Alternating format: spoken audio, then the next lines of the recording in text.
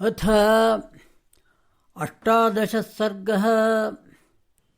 वालिवधसमर्थनम्। इत्युक्तः प्रष्ठितं वाक्यं धर्मार्थसहितं हितं परुषं वालिना रामो निहतेन विचेतसा।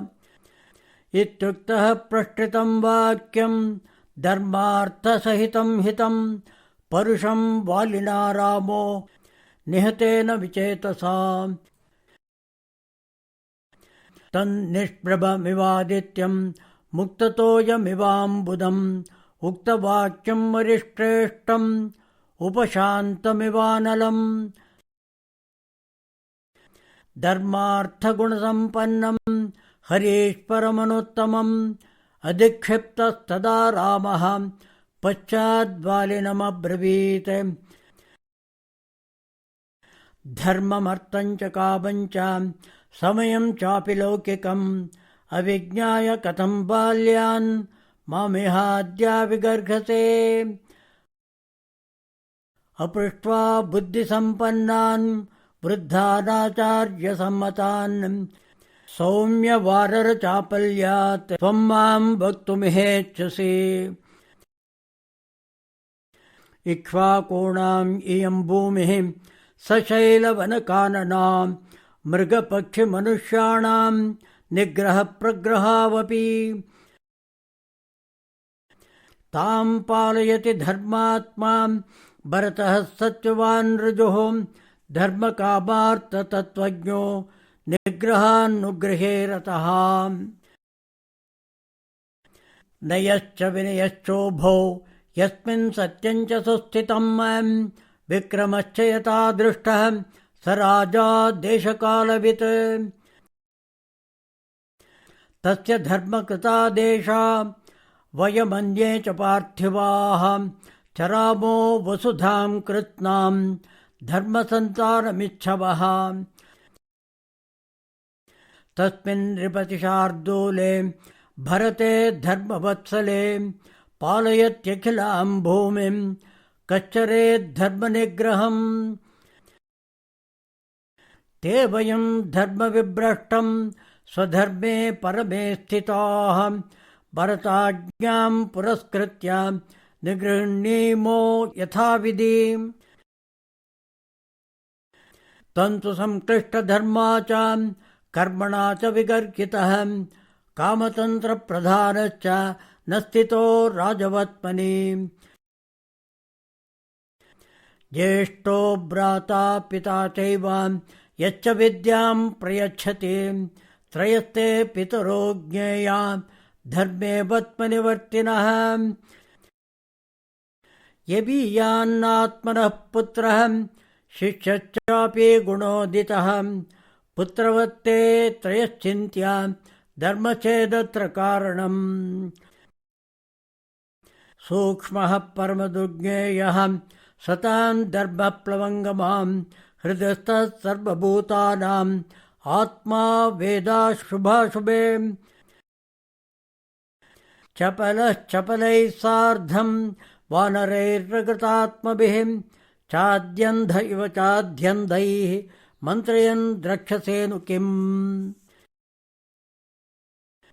अहं तु व्यक्ततामस्यां वचनस्य ब्रवीमि ते न हि मां केवलं रोषात् त्वं विगर्हितुमर्हसि। तदेतत्कारणं पश्य यदर्थं त्वं मया हतः भ्रातुर्वर्तसि भार्यायां त्यक्त्वा धर्मं सनातनम्।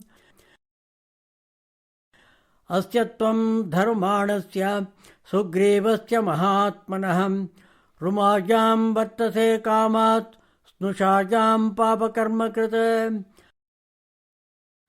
तद्व्यतीतस्य ते धर्मात् कामवृत्तस्य वानरा भ्रातुर्भार्याववर्षेऽस्मिन् दण्डोऽयं प्रतिपादितः। न हि धर्मविरुद्धस्य लोकवृत्तादपेयुषः दण्डादन्यत्र पश्यामि निग्रहं वर्योथपाम्। न हि ते मर्षये पापं क्षत्रियोऽहं कुलोद्भवः औरसीं भगिनीं वापि भार्यां वाप्यनुजस्य महान् प्रचरेता नरः कामां तस्य दण्डो वधस्मृतः भरतस्तु महीपालो वयं चादेशवर्तिनः तन्तुधर्मादतिक्रान्तः कथं शक्यमुपेक्षितं गुरुधर्मव्यतिक्रान्तं प्राज्ञो धर्मेण पालयन्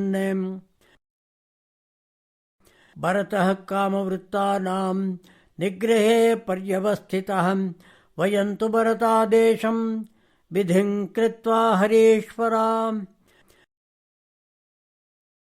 तद्विधान् भिन्नमर्यादान् नियन्तं पर्यवस्थिताः सुग्रीवेण च मे सख्यं लक्ष्मणेन यथा तथा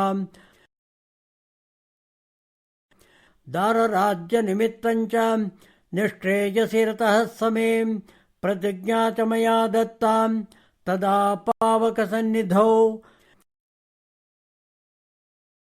प्रतिज्ञाय कथं शक्यं मद्विदेनानवेक्षितुं तदेभिः कारणैः सर्वैः महद्भिर्धर्मसंहितैः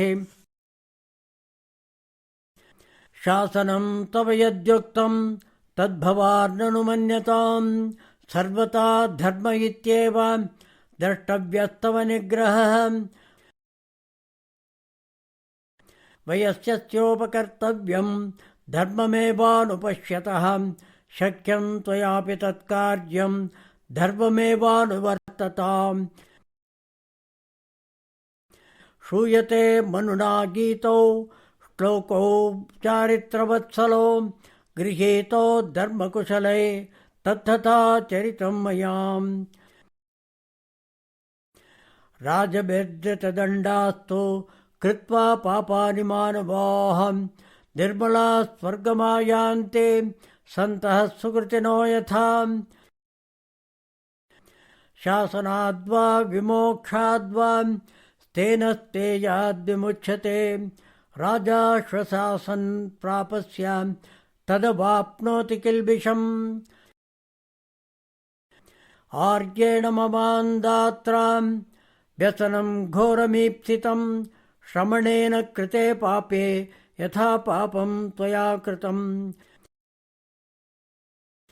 अन्यैरपि कृतं पापं प्रमत्तैर्वसुधादिपैः प्रायश्चित्तं च कुर्वन्ते तेन तच्छाम्यते रजः तदलं परितापेन धर्मतः परिकल्पितः वधो वानरशार्दूला न वयं स्ववशे स्थिताः शृणु चाप्यपरं भूयः कारणं हरिपुङ्गवां यच्छ्रुत्वा हेतुमद्वीरां न मन्यं कर्तुमर्हसि न मे तत्र मनस्तापो न मन्योर्हर्योतपां वागुराभिश्च पाशैश्च कूटैश्च विविधैर्नराः प्रतिच्छन्नाश्च दुश्चाश्च गृह्णन्ते सुबहून् मृगान् प्रदावितान् वा वित्रस्तान् विस्रब्धाश्चापि निष्ठितान् प्रमत्तान् वा नरा मांसार्थिनो वृषम् विद्यन्ति विमुखान् चापि न च दोषोऽत्र विद्यते यान्ति राजर्षयश्चात्र मृगयां धर्मकोविदाः तस्मात् त्वं निहतो युद्धे मया बाणेन वानर अयुध्यन् प्रतियुध्यन् वा यस्मात् शाकामृगो ह्यसे दुर्लभस्य च धर्मस्य जीवितस्य शुभस्य च राजानो वानरश्रेष्ठां प्रदातारो न संशयः तान्न हिंसान्न चाक्रोशेन् नाक्षिपेन्न प्रियं वदेत् देवा मनुष्यरूपेण चरन्त्येते महीतले त्वं तु धर्ममविज्ञाय केवलं रोषमास्थितः प्रदोषयसि मां धर्मे पितृपैतामहे स्थितम् एवमुक्तस्तु रामेण वाली प्रव्यथितो वृषम् न दोषं राघवे दद्यो धर्मेऽधिगतनिश्चयः प्रत्युवाच ततो रामं प्राञ्जलिर्वानरेश्वरः यत्त्वमात्थ नरश्रेष्ठां तदेवं नात्र संशयः प्रतिवक्तुं प्रकृष्टे ये नापकृष्टस्तु शक्नुयाम् यदयुक्तं मया पूर्वं प्रमादादुक्तमप्रियं तत्रापि खलु मे दोषं कर्तुं नार्हसि राघवाम् त्वं हि दुष्टार्थतत्त्वज्ञः प्रजानां च हिते रतः कार्यकारणसिद्धौ ते प्रसन्ना बुद्धिरव्यया मामप्यगतधर्माणं व्यतिक्रान्तपुरस्कृतं धर्मसंहितया वाचा धर्मज्ञपरिपालयाम् न त्वात्मानमहं शोचे न तारां न च बान्धवान् यथा पुत्रं गुणश्रेष्ठम् अंगदं कनकांगदम् स ममादर्शनाद्दीनो बाल्यात् प्रभृतिलालितः तटाकवेताम्बो उपशोषं गमिष्यते बालश्चाकृतबुद्धिश्च एकपुत्रश्च मे प्रियः तारेयो राम भवतां रक्षणीयो महाबलः सुग्रीवे चाङ्गदे चैव विदत्स्वमतिमुत्तमाम् त्वं हि शास्ता च गोप्ता च कार्याकार्यविधौ स्थितः या ते नरपते वृत्तिं भरते लक्ष्मणे च यां सुग्रीवे चाङ्गदे राजं तां त्वमादातुमर्हसि मद्दोषकृतदोषां तां यथा तारां तपस्विनीं सुग्रीवो नावमन्येतां तथावस्थातुमर्हसि त्वयाख्यनुगृहीतेन राज्यं शक्यमुपासितं त्वद्वशे वर्तमानेन तव चित्तानुवर्तिना शक्यं दिवं चार्जयितुं वसुधां चापि शासितुं तत्तोऽहं वदमाकाङ्क्षन् वार्यमाणोऽपि तारयाम् सुग्रीवेण सह भ्रात्रा द्वन्द्वयुद्धमुपागतः इत्युक्त्वा सन्नतो रामं विररामहरेश्वरः स तमाश्वासयद्रामो वालिनं व्यक्तदर्शनं सामसम्पन्नया वाचा धर्मतत्त्वार्थयुक्तया न सन्तापस्त्वया कार्याम् एतदर्थं प्लवङ्गमां न वयं भवता चिन्त्या नाप्यात्मा हरिसत्तमाम् वयं भवद्विशेषेण धर्मतः कृतनिश्चयोऽहं दण्ड्येयः पातयेद्दण्डं दण्ड्यो यश्चापि दण्ड्यते कार्यकारणसिद्धार्थाम् उभौ तौ नावसेदतः तद्भवान् दण्डसंयोगाद् अस्मात् विगतकल्विषः गतः स्वां प्रकृतिं धर्म्यां धर्मदृष्टेन मात्मनां त्यज शोकं च मोहं च भयं च हृदये स्थितं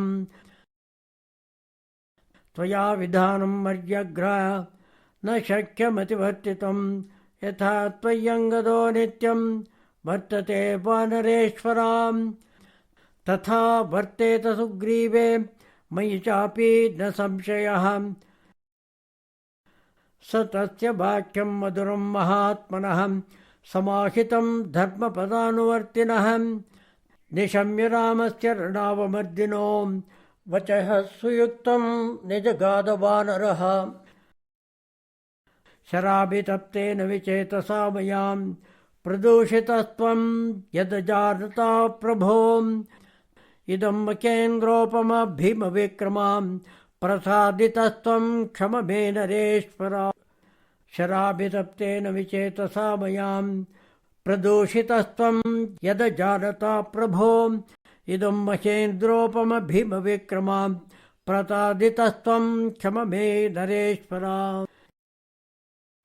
इति श्रीमद् रामायणे किष्किन्धाकाण्डे 18 सर्गः। श्रीसीतालक्ष्मणभरतशत्रुघ्नसमेत श्रीरामचन्द्रपरब्रह्मणे नमः। ओम्।